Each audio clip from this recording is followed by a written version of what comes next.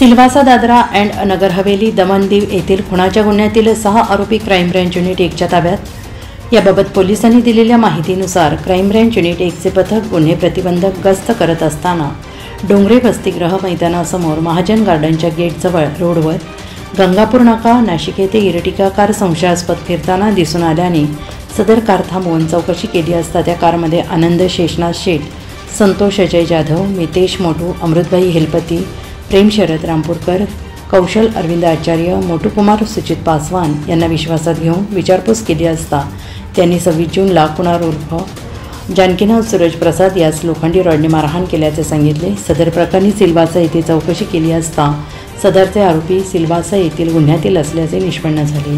त्यांनी सिल्वासा पोलिसांच्या ताब्यात दिले।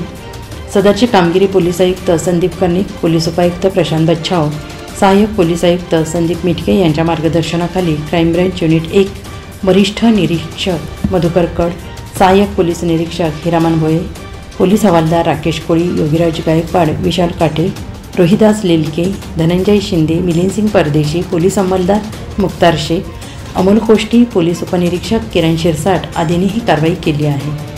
NCN न्यूजसाठी रोहनदारी नाशिक।